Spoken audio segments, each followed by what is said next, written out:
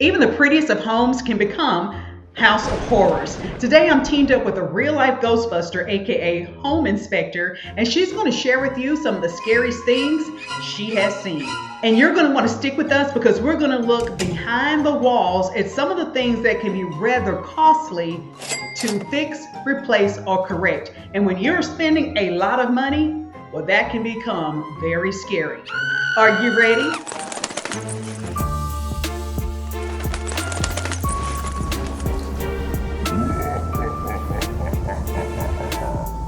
Whether you've been planning your Halloween costume all year long, or maybe you're like me, life is scary enough, I don't need to be spooked anymore, and I like to take it a little easy. I like to celebrate harvest, although I have not been known to turn down good candy. Either way, when you're buying your next place, you expect to be filled and thrilled with treats and not tricks. I have Amy Van Zant with me with the Inspection Ladies, and she is going to share with you the things that she sees when she's going out to look at homes that may be flipped, new construction, or pre-owned. And in this video, we're going to help you realize some of these things while you still have your home under contract that can be negotiated so you can enjoy a nice cozy night in your new home versus a nightmare. Oh, and here's something that's not scary. Subscribe, like, share, and give us a thumbs up. My name is Amy Van Zant. I am the owner and lead inspector at the Inspection Ladies here in DFW. I've got into home inspection probably 7 years ago, kind of doing some of that stuff, and launched out to start my own company because I figured out there were very few woman-owned and operated inspection companies in the Dallas-Fort Worth area. We have been full on for about 4 years now. I think what stands apart and sets us apart from everyone else is just my attention to detail. I really got into home inspecting because I didn't want to be a realtor, right? Like I tell everybody, I don't want y'all's job. Like, I love houses. I love everything about them. I love helping buyers, especially first-time home buyers. We try to educate, give information. When brand new gets creepy, even new homes have a few skeletons. So, some houses and some builders, we may not find a whole lot. It may just be little punch list stuff that you may or may not catch when you do your blue tape walkthrough and your orientation and all that stuff. But there are those times that I do. A prime example, yesterday when we were on the phone, I was in a new construction house that the minute I started running the water, it started coming up out of the floor from under the tub, and we had a main sewer line backup, and that tends to happen because a lot of times they'll put a rag in a drain line to kind of cover it, to keep debris from getting down, and then ultimately that rag gets shoved further and further down. They place the toilets, and the next thing you know, you got concrete, you got debris, you got rags, everything stopping up main lines. And the horror can come after the client moves into the house, right? And they go to take their first shower or flush their toilet for the first time after they've moved everything in, and lo and behold, you've got water soaking the floors and everything else. Those are some of my biggest things that we tend to find are the plumbing issues. It kind of goes along the array of stuff. You may go to plug your dryer in and start your dryer for the first time, and nothing works, right? Or you've got, as soon as I start the dryer, my dishwasher goes off. And so sometimes they just get those electrical wiring a little bit backwards. Attic wise, we get into the attics and we find that vents are disconnected, and you might be blowing hot, humid air into the attic, which could cause mold issues over time if they're not caught. Dryer vents that have screens on them that are going to catch lint, and people are going to think their dryers aren't working, and it's just a lint buildup over the years. So, these are common things that we find, but they're easily missed. Since you have so many tradespeople in these homes, from a plumber, electrician, a roofer, person laying tile, the people doing your granite, the people painting, and you have so many people there that things can be overlooked. And that's why I think it's so important to have your individual inspection done. The builder is going to offer you a third-party inspector that's unconnected with the builder because they don't want the liability. They don't want you coming back to them and say they did anything. So they're willing to provide that. But even on top of that, I think to have someone that you went ahead and paid and was working exclusively for you, because think about it. If the builder is offering the third party, it's still a person who works. Whoever gives the money is the boss. And people are like, hey Tracy, why on earth do I need to do this? It's a new build. Well, this is why. Ghosts of owners past, creaks, leaks, and scary surprises. So for example, Amy, when we look at the foundation, we know that, there can be some hairline cracks. Nothing is perfect. As much as I like to think I'm not even perfect, there may be a few cracks. If you zoom in, that you'll find on me. Please don't do that. But you may find on me. So some of the things could be, let's say that they are legitimate foundation issues that can lead to a whole list of other problems. But there also could be, we're in Texas, and in our DFW Metroplex, we do have movement in our home. So just real quick, I do tell people, I have people that move from out of state and they laugh at me when I tell them, and they think I'm joking when I tell them, it's Texas, you have to water your foundation. But a lot of what I tend to see that people don't realize is a little bit bigger of an issue when it comes to foundation, and it may not be that big crack in the house, and it may not be all of that. I feel like I'm drunk walking in a house, which I tell everybody, I don't drink a whole lot, but if you walk through a house and feel like you're listing sideways, even though there's no cracks, it's kind of an indication that we've got some tilt or something happening with the house.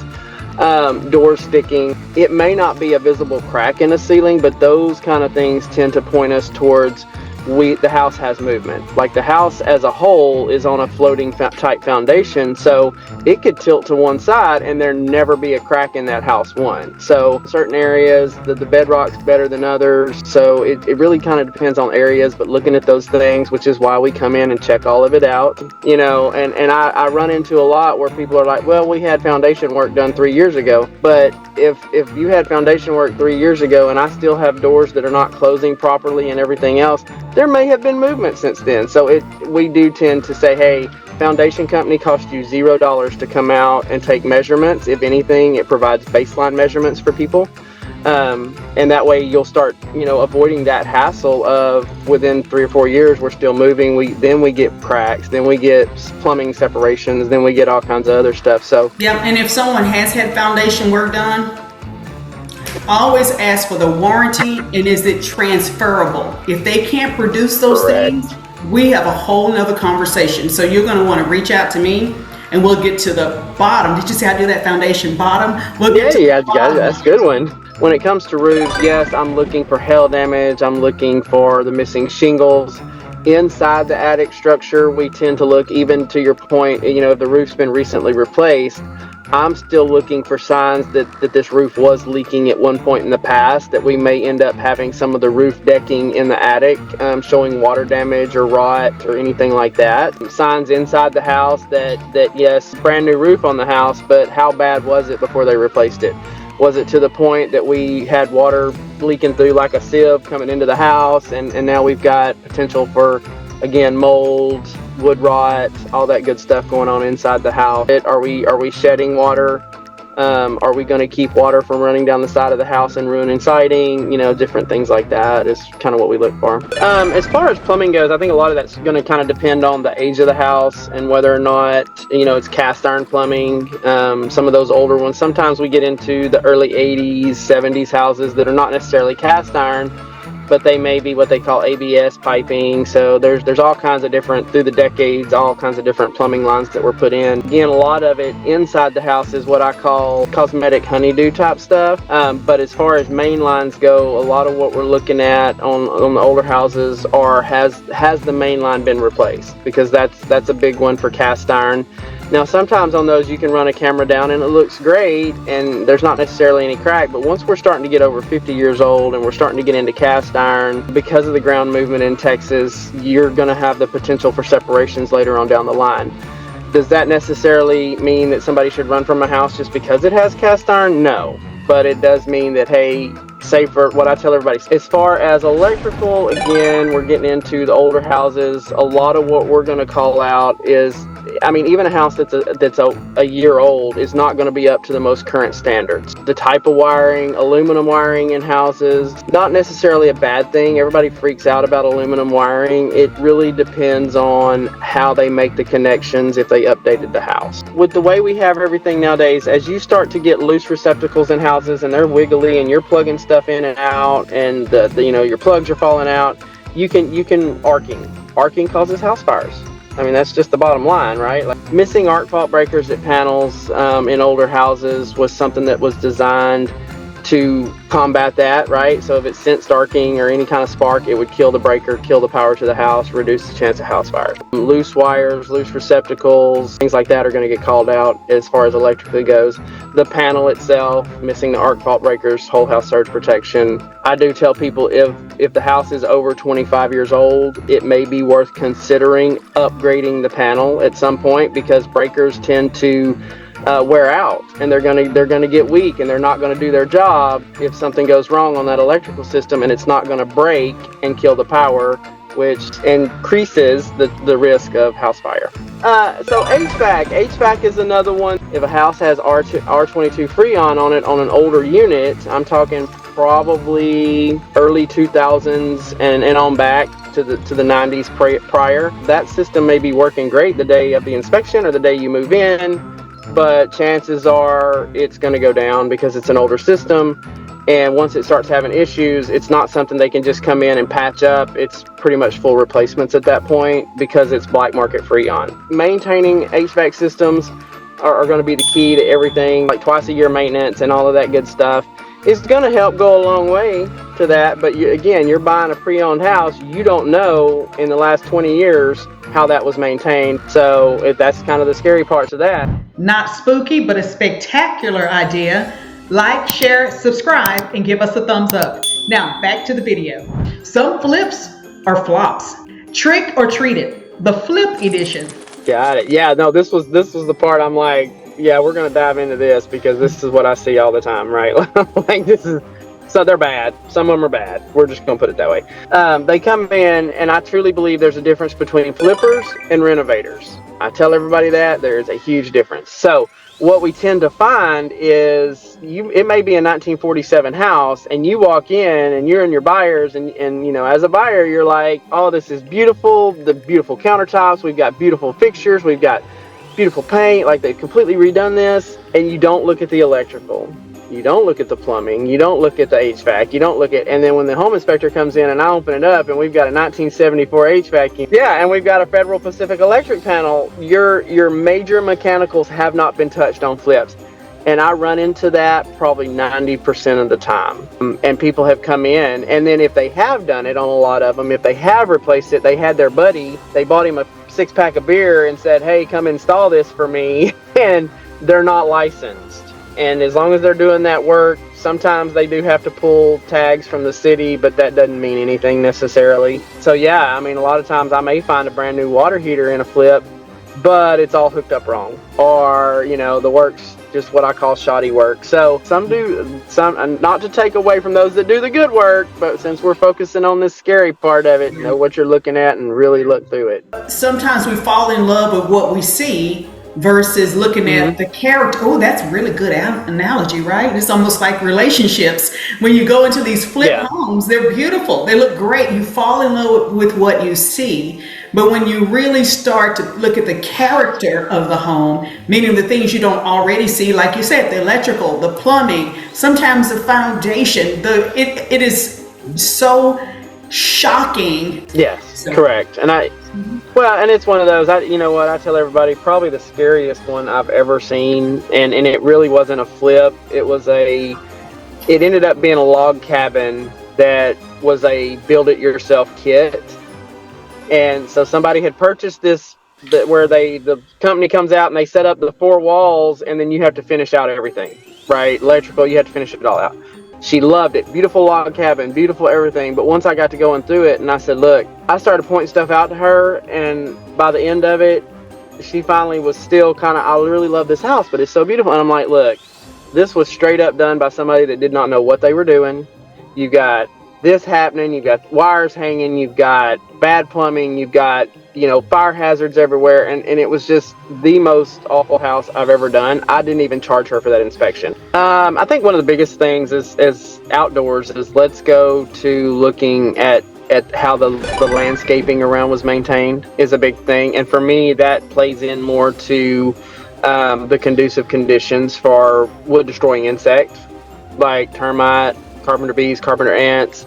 If you're completely overgrown outside and you've got stuff touching the house and vines growing on the house, and they look pretty, It's great to have a beautiful vine growing up the side of the house, but it's eating the mortar, the siding. It's allowing carpenter ants that love to run up and down these things and get into the houses. Kind of keeping the landscaping trimmed up and cleaned up and off the house. Trees, keep those off dragging on the roof because they will tear up a roof in a heartbeat.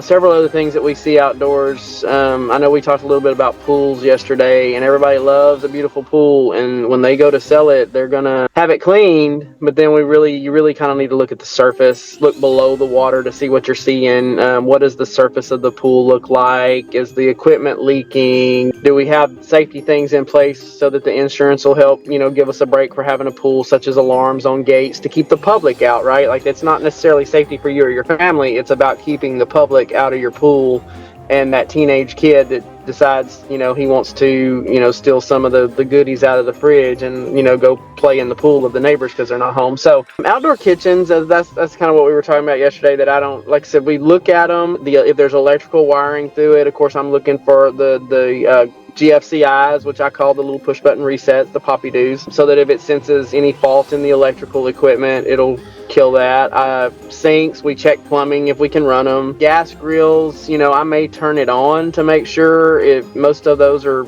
hooked up directly to the gas supply or to propane tanks. Insurance kind of prohibits a lot of us from lighting stuff, so we do try to make sure we have gas flow and just kind of look at those general setups. If we sniff gas, of course we're going to report it. That's the biggest thing. If I smell anything leaking, if the work looks rough, it probably was rough, and it was probably DIY'd. And a lot of times once you hit DIY work, that's when we run into somebody looked up on YouTube how to wire up a 240 whatever, and you may have 3 out of 4 wires not right, and all that good stuff. So just kind of be mindful. Anything in the house, if it looks DIY, it might be rough. It might be pretty scary. Probably the biggest thing I tell everybody about a property with a well is to have the water tested.